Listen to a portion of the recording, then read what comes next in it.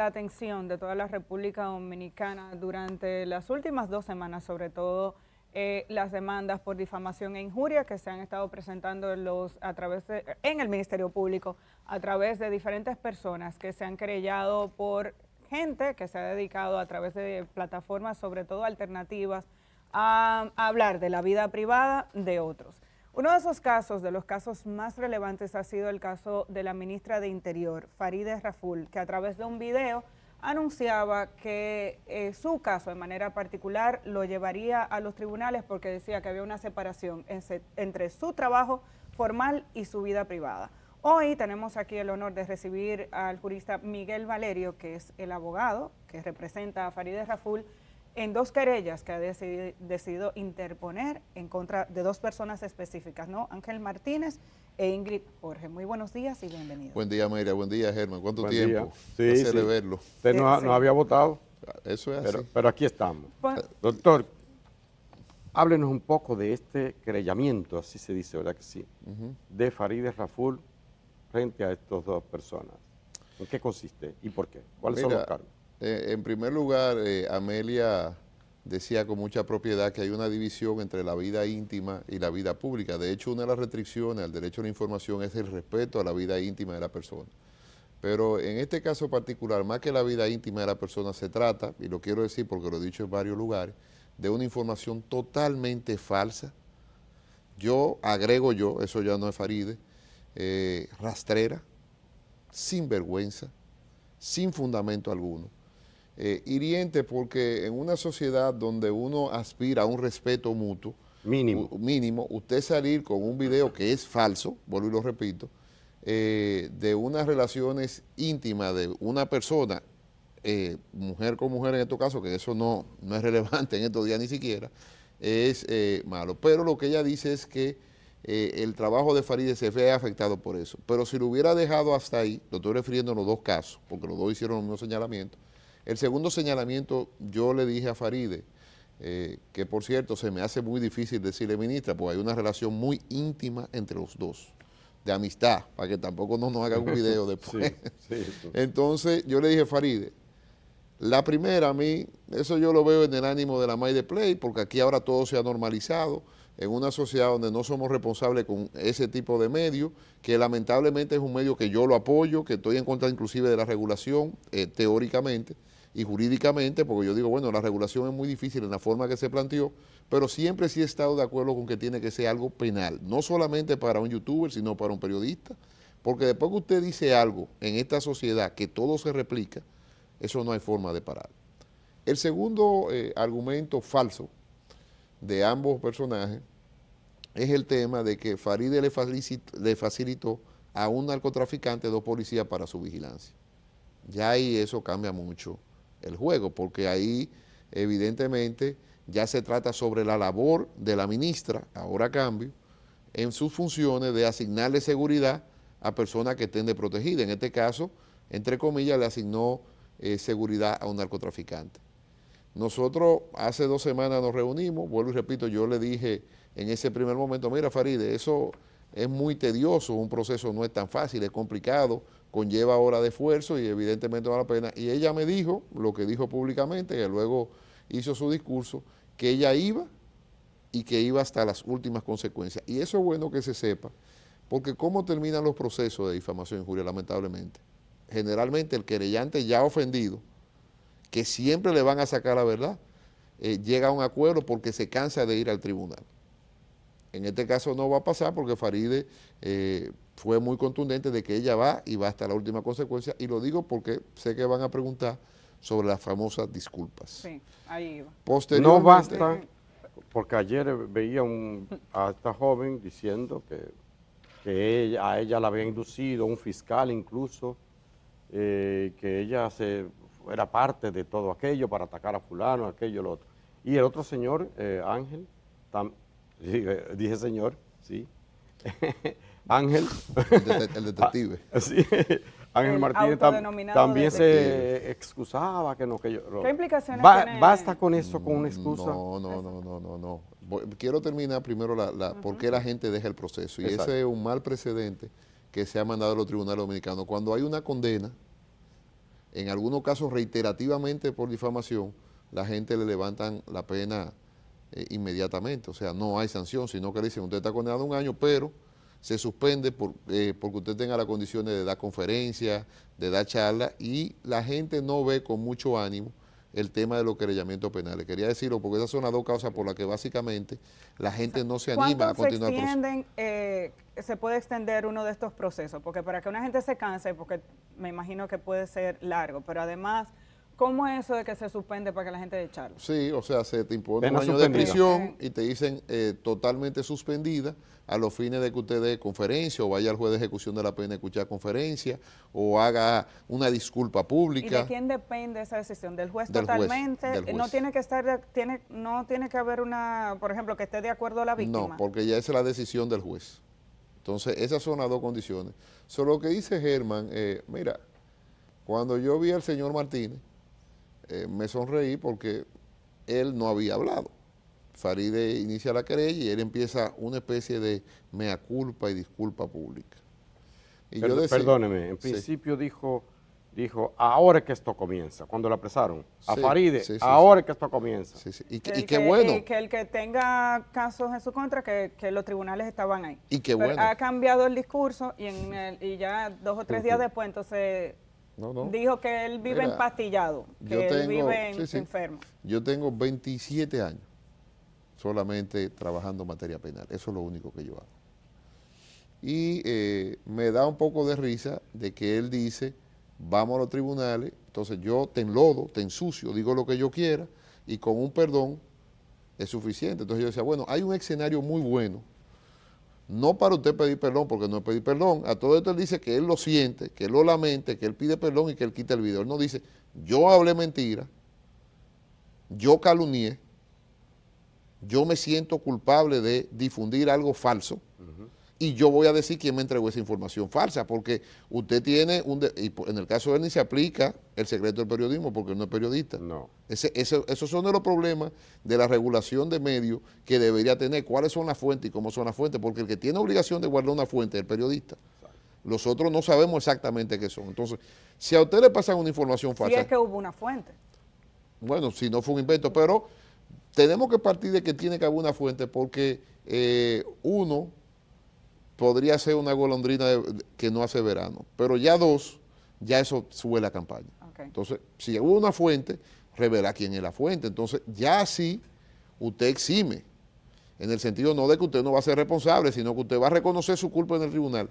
Y en ese momento falta otra situación que yo lo he dicho, porque se lo dije a Faride, yo no soy nada más que abogado. Yo le dije, no, pide 50 millones de pesos. ¿Por qué? Porque por esto se monetiza. O sea, yo doy información falsa y cada like vale dinero. Cada repost que dan eso vale dinero. Entonces nosotros tenemos un cálculo de por qué llegamos a los 50 millones de pesos que en su momento lo vamos a explicar en cada uno de los casos. No lo podemos explicar ahora. Sí, ¿Cómo total. se llegó a solicitar, tanto en el caso de Ángel Martínez como en el caso de Ingrid Jorge, la solicitud de indemnización, si pudiéramos decirlo, así es de 50 millones de pesos para cada uno? ¿Por qué? ¿De dónde se sacó ese número? Qué bueno que tú dices la palabra indemnización también para edificar a los oyentes en su casa de cómo funciona el sistema. Hay sanciones penales que serían prisión o multa, que son a cargo del Estado para evitar que acaben con la fama de la persona. Porque aquí se ha puesto el derecho al honor como algo muy sencillo. Y en la antigüedad el duelo era algo permitido y no era sancionado, porque el principal valor que ustedes tienen como periodistas es su honor. Y por eso yo he dicho de que el ecosistema de comunicadores virtuales deberían repudiar esa conducta, como han hecho gente muy responsable, por ejemplo el Demócrata, que es una gente que tiene plataformas virtuales, ha dado en eso. Los misma gente de Somos Pueblo dicen, yo no estoy de acuerdo con que haya difamación. O sea, hay gente que está en ese medio, Se distancia. se tiene que distanciar. Entonces, lo otro que hay son indemnizaciones. Las indemnizaciones ya sí entran en los daños y perjuicios, que es de lo que le corresponde a la víctima, porque en derecho la única forma de resarcir es con dinero, lamentablemente. O sea, a la víctima. No hay otra en ese tipo de materia. Hay otro tipo de resarcimiento como estatuas y cosas de esas, pero en esta materia penal o es indemnizaciones, como tú dices, daño y perjuicio, o lo otro. ¿Por qué llegamos a ese número? Y eso lo quiero que lo sepan los televidentes, porque inconscientemente todos nos hacemos parte de campaña falsa y difamatoria, inconscientemente. Por cada trabajo que se hace en YouTube, por cada like que se da, se paga una suma de dinero. Por cada view que se da, producción, se paga una suma de dinero. Por cada persona que entra al canal de YouTube, se paga una suma de dinero. Por cada persona que le da repost en X, en IG, TikTok o lo que sea, se paga dinero. Lo que quiere decir que estas personas que se dedican a la comunicación alternativa tienen un modus vivendi, es un negocio lucrativo. O sea, no estamos hablando solamente que tú has derecho a la información, como este programa que también tiene que tener lucro, porque si no, no funciona. O sea, hay anuncios, pero ustedes tienen un deber, no es el negocio típico, hay un deber deontológico de decir la verdad, que es la primera función del periodista. Investigo, divulgo y luego defiendo mi verdad. Son 3 funciones básicamente las que tiene el periodista. Entonces, cuando nosotros hicimos el cálculo inicial, y nosotros lo vamos a demostrar en el tribunal, no es solamente lo que tú te ganas, porque si lo dejáramos hasta ahí, estaríamos hablando de sumas importantes, porque fueron mucho lo que corrió. También lo quiero decir por el morbo de las personas, porque esto tiene mucho de morbosidad. También se le cobra el impacto que eso tiene en las redes, porque fíjate tú, esto no es la típica comunicación, Germán y Amelia, que uno antes iba a un programa, difamaba, y el programa ya no lo veían más porque no había dónde reproducirlo. Ahora no, ahora lo primero es que si tú, voy a poner un ejemplo de zanahoria. A Juan Pérez le gusta la batida de zanahoria, a José le gusta el puré de zanahoria. Vamos a suponer que una persona difama a una persona diciéndole, usted es un pícaro zanahoria. El algoritmo sí vincula. Sí. Gente que no tiene que ver, que lo que está viendo la alimentación se lo manda también, por eso se paga dinero. Sí. Entonces, ese tipo de comunicación debería ser mucho más responsable que cualquier otra, porque la divulgación, la capacidad de hacer daño es mucho más tenaz. Por eso yo he dicho que no estoy de acuerdo con el proyecto de regulación, no estoy de acuerdo teóricamente, esquemáticamente, que sí estoy muy de acuerdo, y ahí los periodistas a veces me quieren matar, porque no estoy de acuerdo con la sentencia de la Corte Interamericana, porque en el tiempo se ha demostrado de que aquí hay como una licencia verde de unos personajes de decir lo que quieran, de que tiene que haber un artículo en la ley penal que diga que la difamación, el atentar contra el honor, la fama, el buen nombre de una persona se castiga con tal pena. Puede ser multa, no importa. Yo es que no me quiero desviar para la ley, porque me parece contradictorio, pero no me quiero No es contradictorio, fíjate por qué. Porque yo estoy diciendo es penal, no es administrativo, como dice esa ley. Dice la, entonces quiero decirlo porque... la ley incluso parece hasta floja en ese sentido. En lo de las porque no sanciones. Tiene artículos penales. Exacto. Entonces, porque esto es penal, el honor siempre está dando el marco penal. Ahora, la realidad es, vuelvo y repito, que toda esa cantidad de situaciones que ocurren tienen que ser resarcidas. En el caso de la querella, yo me leí los 2 documentos, hay similitudes, digamos, sí. Pero se destaca el tono de lo que se dice, incluso resalto, el tono sarcástico, vulgar y humillante empleado por el querellado, sumado a la carencia absoluta de pruebas. En varios casos se habla de intención. ¿Qué consecuencias pudiera haber si se determina que hay una intención incluso de hacer daño? ¿Eso suma al caso o cómo se maneja eso en justicia? Mira, eso se llama dolo, o sea, cuando usted actúa de manera dolosa, de manera voluntaria, con la finalidad específica de hacer daño, porque vuelvo y repito, lo que le ha llamado la atención a las personas es el primer comentario sobre el video íntimo. Exacto. No el segundo, que es tan grave como el primero. De posible relación con... Entonces, cuando usted dice algo un día, usted lo puede ver como, bueno, se le fue la guagua a una gente, pero cuando usted de manera reiterativa lo dice y es sarcástico, usted dice, yo voy a mostrar el video, por ejemplo, la señora Jorge, que este es otro caso, que ella dice primero que vamos arriba, después que un procurador general de la República hoy, adjunto, que debería iniciar sus acciones contra ella también, le cedió un video. Tengo entendido que están en ese proceso. Y lo hará, lo tendrá que hacer, porque que evidentemente, y yo conozco al magistrado Iván Félix, no veo a un fiscal pasándole a una persona de ese tipo de video, o sea, es como una cosa irracional. Y la tercera, que me ha dicho gente que si es loca, que se volvió demente, en la cual ella dice como que dije una cosa, que la perdonen, que el canal de la mamá, y dice una serie de incoherencias que uno se queda como, óyeme, esto no puede seguir. Entonces, en ese momento, vuelvo y repito, sí, efectivamente fue con mala fe, y eso se tendrá que tomar en cuenta. ¿Qué es lo que ocurre? Que este tipo de delito es la sanción, y debe ser así, ahí sí yo estoy de acuerdo. No es una sanción tampoco de ponerte cadena perpetua por una difamación e injuria, pero sí hay una reprimenda que da el derecho penal de 1 año de prisión y debería imponerse. Para que no nos pongan prisión a nosotros, vamos a brindarle un cafecito que la trae Bueno, Kenia. se agradece. Sí, Porque yo doctor, el mío, hay el un mío tema. lo pido aparte. Muy de una amable. vez. Sí. Hay un tema y hay como dos figuras aquí. La difamación y se habla también de la extorsión. ¿Entra este caso en la extorsión? Buena pregunta. En el caso de Farideh Raful, en la extorsión tiene que haber un pedido de dinero, de un documento, de un algo a cambio. A Farideh Raful no se le pidió dinero, pero sí evidentemente había una coacción, pero nosotros no imputamos extorsión. Nosotros en nuestra querella, aunque decimos esto es coacción y persona, pero como uno no tiene las evidencias, a mí me gusta trabajar con las evidencias son las que hablan, nosotros decimos, bueno, aquí había una coacción, pero no podemos extorsión. Es importante porque incluso aquí hubo una diferencia entre el abogado y mi clienta.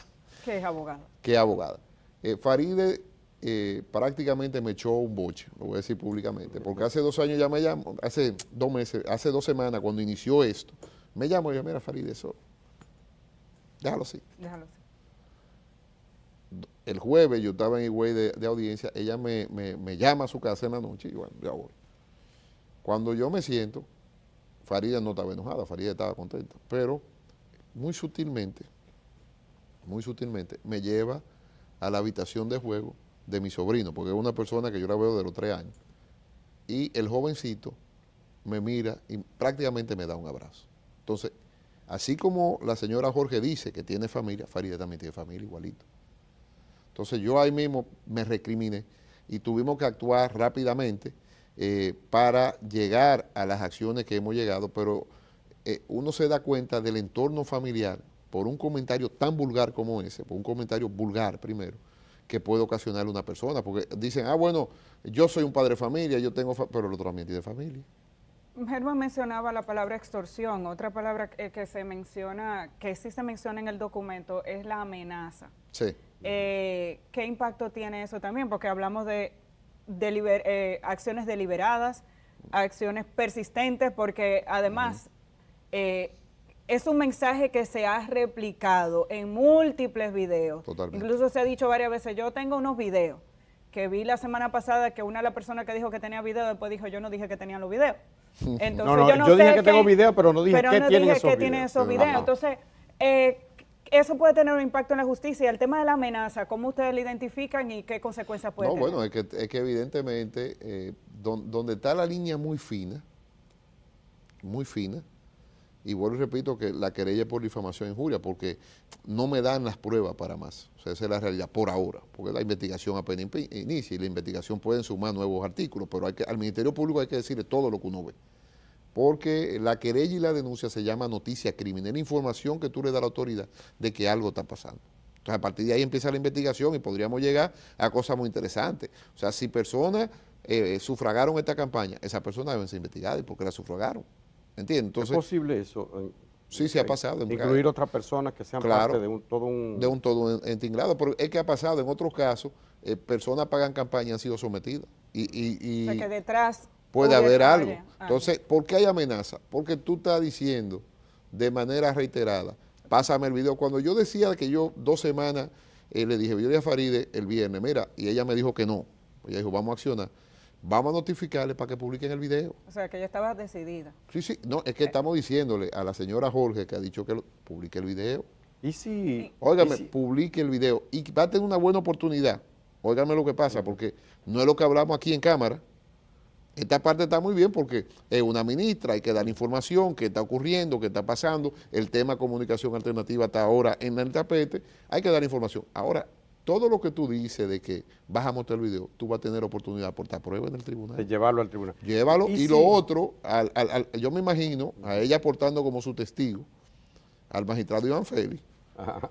Porque Bueno, todo lo que ellos están diciendo tiene un trasiego en la justicia. Entonces yo lo estoy esperando que vamos para el tribunal. para los que no están al tanto, ella dice que parte de la información se la ha dado. El magistrado Iván Ajá. Félix, que uno no debería repetir eso, Sí, pero ella que lo ha dicho. Pero ella lo ha dicho, eso público. La pregunta que seguro alguna gente se estará, y que yo me hacía ayer, viendo los ojos de la chica, y si alguien le declara que está mentalmente... Pero Germán y yo estamos como telepáticamente conectados. Bueno, parece que somos periodistas.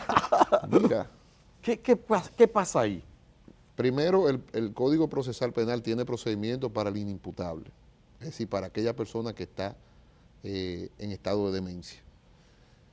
Pero evidentemente que el estado de demencia tiene la forma de procesarse, no se procesa ella, se representa. Yo quisiera entonces, ¿quién va a ser el representante ahí en el tribunal?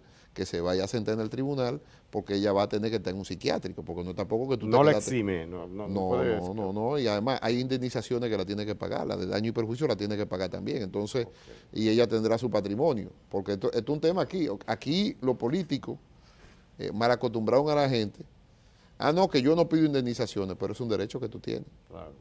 Punto. En el caso de Orlando Jorge, que yo fui el abogado de la familia Jorge también, se pidió una indemnización. ¿Por qué? Porque el proceso tú no lo puedes ver en la etapa.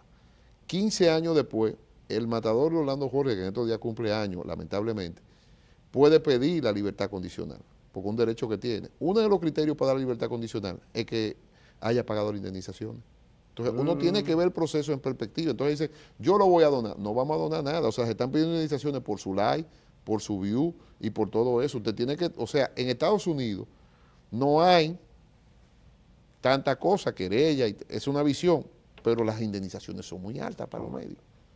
Muy altas, son brutales. Y tiene que pagar. Y Pero tiene que en ese pagarlo. mismo orden, o sea, ¿qué consecuencia pudiera tener el proceso? Que ambos, en este caso son ambos acusados, y tenemos varios casos en la justicia ahora que suenan por lo mismo. En el caso del señor Ángel Martínez, decía en sus disculpas este fin de semana que como persona enferma, que ha tenido diversos padecimientos, que él usa mucho medicamento y que hay días como que dice cosas así como fuera de... Bueno, el derecho a la salud es un derecho. Si él se siente enfermo puede ir al médico, eso no, yo creo que hasta el Estado tiene que proveer, eso no lo exime, porque, que vuelvo y repito, para usted no hay un proceso penal y usted suspende, primero se necesita un peritaje médico, porque tampoco es que yo voy a decir, yo me siento enfermo, yo estoy loco y se acabó, y no tenemos que ir a un peritaje, pero yo no sé, yo no entiendo algo, o sea, usted es comunicador y usted dice que usted está demente, usted mismo lo está diciendo, entonces, ¿cómo la gente sigue la información de una gente demente? Bueno, Pero, a veces... ¿Entiendes? Ok, Fíjate, ayer no lo era. fíjate la contradicción, o Ayer sea, no lo era. Pero- Hay una diferencia, perdón, Germán, en ese o sea, orden una cosa entre- como rara, ¿no? Vamos a ver, nosotros como somos periodistas que estamos expuestos diariamente, incluso estamos sujetos incluso a una evaluación diaria de cada una de las personas que nos ven. Eso significa que tampoco somos infalibles, o sea, en algún momento podemos cometer errores, podemos cometer faltas, y aquí se han resuelto muchas cosas en los periódicos con una publicación para aclarar una Sí. falta, una disculpa, que Una fe uno de pueda, una fe de rata, una disculpa que uno pueda pedir por un error cometido. ¿Cuál es la diferencia entre esos casos, incluso hasta faltas cometidas de buena fe? Tú creías que tenía un dato y resultó que el dato era incorrecto, que la fuente te falló, que confiaste en una fuente que no era... ¿Cuál es la diferencia entre ese momento en el que uno que trabaja todos los días dice, mira, nos equivocamos, pedimos disculpas, y lo que estamos viendo ahora? Porque yo creo que eso es importante para la gente que hoy en día tiene acceso a las plataformas digitales, que no entiende el tema de la regulación.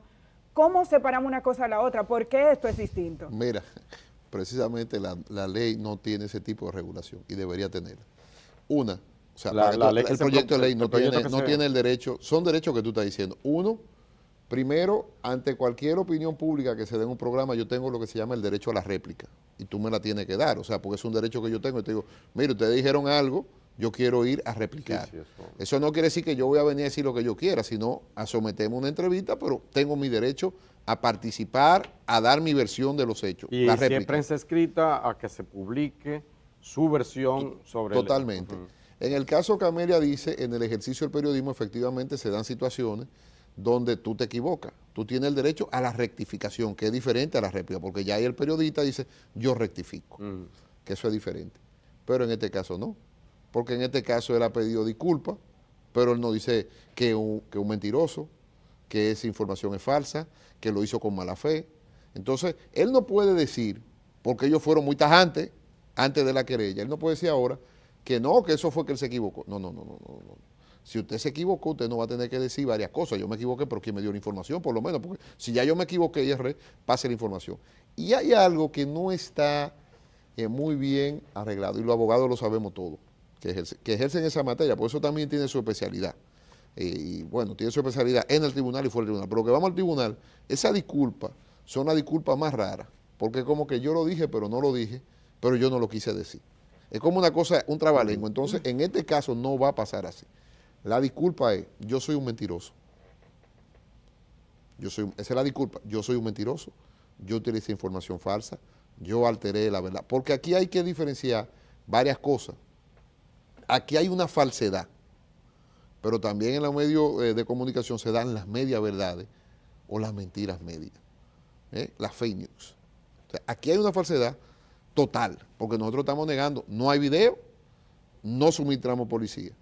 Hay casos donde tú dices, Farideh Raful es ministra, o X es ministro, y hizo tal cosa. Bueno, es verdad que es ministro, pero el otro no lo hizo. Este no es el caso. Entonces, evidentemente de que ante esa falsedad, el derecho que tú dices a la rectificación no ocurre. Y estoy diciendo, desde ya lo estoy diciendo, porque cada vez dicen, ellos se arrepintieron o se volvieron locos. Sí, perfecto, vamos a tener un escenario excelente para que vayamos a decir de todo eso que es el tribunal, porque el tribunal no nos vamos a salir. Como dijo la ministra Farideh, que por cierto hizo muy bien lo de Faribel y esa cosa muy interesante. Me encantó. Sí, ya eso ¿Cómo se lo vaciló? Es que no es de Faribel es así. ¿Cómo que le dice el tipo? Faribel.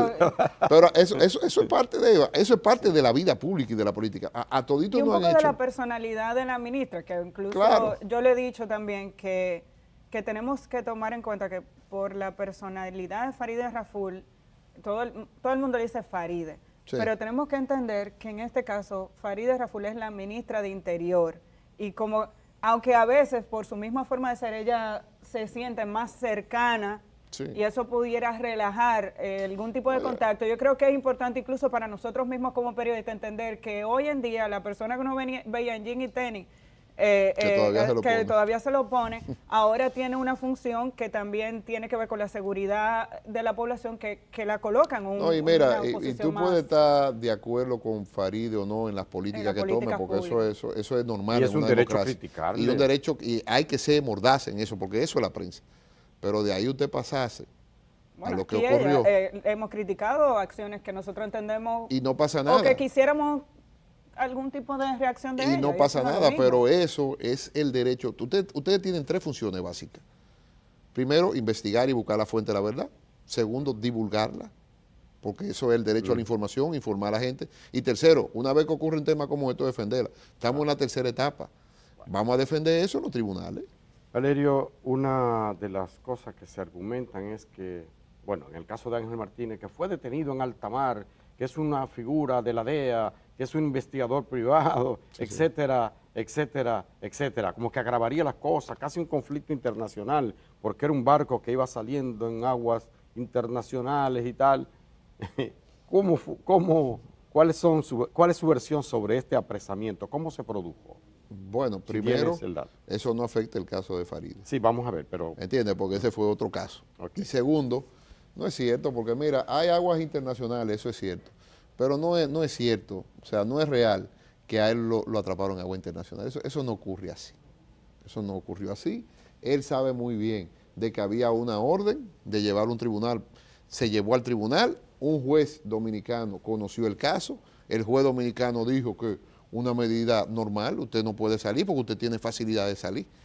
Le puso impedimento de salir y evidentemente eso no va a afectar el caso en nada porque el tema del arresto él no quedó preso. Si él hubiera quedado preso por un arresto irregular, lo que mandaba el libro era un habeas corpus, pero él no quedó preso, él está libre. ¿Y qué Ahora, que tiempo? tú no puedas viajar, Ajá. él también tiene derecho a ir a un tribunal a pedir autorización judicial para que le permitan ¿Y volar. Los abogados saben qué tienen que hacer. podría prolongarse ese impedimento de salida? Mira, no, porque es una medida que el proceso tiene una duración máxima de 4 años. Esa es la duración O máxima. sea, él podría durar 4 años sin poder salir de aquí, en caso de que se extienda. Si el juez cada vez que conozca las revisiones entiende que es la medida idónea para que él comparezca, porque la medida aquí, por eso es que yo estoy en contra de la prisión preventiva. Ay, si lo hubieran puesto preso preventivo, hubiera un escándalo, hasta yo estuviera peleando. No, pero él tiene un impedimento de salida. Y no es un impedimento de salida, es un impedimento de salida que él puede pedir una autorización e irse. De ahí a que el juez se la dé otra cosa. Entonces, ¿qué sucede? Las medidas de coerción tienen 2 finalidades, básicamente. Una, que usted no entorpezca las investigaciones. O sea, Y que, usted empieza que no se escape, que no a se destruir sustraiga. investigaciones, no es el caso. Y la otra es que usted, no es que tú se sustraiga, que tú comparezcas al proceso. Ok. Porque la gente dice, no, que no te sustraiga del proceso. No, es que tú vayas al proceso. Entonces, el señor Martínez va a tener una oportunidad preciosa de cada vez que él entienda que él tiene que viajar, pedirle una autorización al juez para que lo permitan viajar. Ahora, queda del juez, en un Estado de Derecho, apreciar si él puede o no salir de aquí. Ese ya es un tema. ¿Cuándo podría comenzar el juicio? Aunque estamos viendo que cada vez hay más personas querellándose en contra, sobre Mira, todo del señor Ángel Martínez, aunque la señora Ingrid parece que pudiera tener otros. Esa es una gran pregunta. O sea, primero hay que ver la estrategia que toma la Fiscalía en estos casos. Fíjate que son hechos, uno está en Santiago, otro está en Puerto Plata, nosotros estamos en el Distrito Nacional, con lo cual es muy difícil que se fusione. La investigación tampoco es muy larga. Uno a veces critica al Ministerio Público, la investigación no es muy larga. O sea, la investigación es certificar unos videos y el Ministerio Público tiene su tiempo de investigación. Porque también aquí se critica, pero el Ministerio Público tiene un tiempo de investigación que tiene que agotarlo, porque si no, las pruebas se caen en un proceso. Entonces, nosotros tenemos, para tranquilidad del señor Jorge, que a mí me gusta ella que dice que va a aportar todos esos testigos y todos esos videos, perfecto, en el tribunal va a tener oportunidad. Y del señor Martínez, que él dice que se arrepintió, pero él no dice que habló mentira. Dice, yo me arrepiento, pero no dice que habló mentira. Entonces, no es lo mismo. Él va a tener la oportunidad de hacerlo en el tribunal. Eso, si se certifica y se va, yo creo que en 3 o 4 meses puede estar la acusación. Vamos a una audiencia preliminar, ahí van a decir si los videos, si ellos dijeron eso o no lo dijeron, y si los videos están ahí, el juez de la audiencia preliminar va a decir si vamos a un juicio o no. Ahí van a empezar los incidentes de recusaciones, de que yo me enfermé. Y mire, yo tengo una peculiaridad como abogado. A mí me fascinan los procesos largos. Tenaz. Largo. Mira, yo he durado 20 años en el Espera. proceso. Hubo uno que lo cerré el otro día que teníamos 20 años peleando. Y no que justicia tardía, justicia denegada. Sí, pero los tiempos de la justicia también son tiempos que hay que respetar. Aquí hemos querido, por ejemplo, yo no estoy de acuerdo, porque no es real, en términos reales, entonces se violan derechos de que el proceso dure 4 años. No estoy de acuerdo. Yo he dicho 1000 veces de que vamos a la realidad. Si el proceso tiene que durar 7, 8 años, que dure 7, 8 años, porque fíjate tú no puedes decir, justicia tardía, justicia denegada. Sí, muy bien, pero también hay que ver que el sistema está colapsado. Evidentemente que usted no tiene, Faride, ni su abogado no tienen prisa. No. Evidentemente que no tienen prisa. No. Bueno. Yo creo que tendremos que solicitar una nueva entrevista para hablar sobre la actualización de la ley. Sí, cómo no. Porque ya tenemos con nosotros en el estudio ya a nuestra próxima invitada, pero quisiera brevemente, esta decisión de la ministra Farideh Raful y de todas las personas, ¿deja alguna enseñanza desde ahora a la población que le podamos compartir a la gente brevemente? Mira, sí, evidentemente de que aquí hay un tema que es el siguiente. Primero, el periodista tiene que ser responsable de esos hechos. Segundo, la gente no puede seguir dando view y like, así graciosamente. Diferencia, por favor, en mi caso. Exacto. Y Amelia. Sí. Y de Di, voy a hablar en nombre de los tres. Por favor, diferencia entre periodista y lo que hay. Ajá. Sí, pero mira, Germán, pero es una para realidad, comunicar. porque tú también tienes plataforma. Esto sale en YouTube. Sí, pero... ¿Entiendes? O sea, es que el tema es complejo. El tema es que el periodismo que nosotros tradicionalmente veíamos, que por ejemplo, tú que eres un filósofo, lo analizaba a fondo, la verdad, hoy es muy relativo. ¿Por qué? Porque lo primero que, como tú bien dices, hay mucha gente que da comunicación, Exacto, no es lo mismo... que tiene 500,000 seguidores, y ni siquiera es bachiller. Exacto. Sí, entonces exacto, ese es el quizá punto. eso, el tema de la responsabilidad de lo que se dice a Sí. través del medio, independientemente de cuál sea, formal o informal. Primero, cualquier persona que hace comunicación alternativa sabe muy bien que tiene que decir la verdad. Exacto. Y la gente tiene que ser lo suficientemente inteligente para cuando habla mentira. En este caso estoy hablando de algo rastrero, porque eso fue rastrero. Muchísimas gracias, Miguel Valerio, Gracias a usted por la abogado, invitación. por aceptar esta invitación. Vamos a seguir conversando sobre esto, porque si se puede extender Sí, sí, incluso sí, 4 sí. años. Vamos a la pausa. Cuando regresemos, tendremos a Gloria Reyes. Ella es la directora general de Supérate.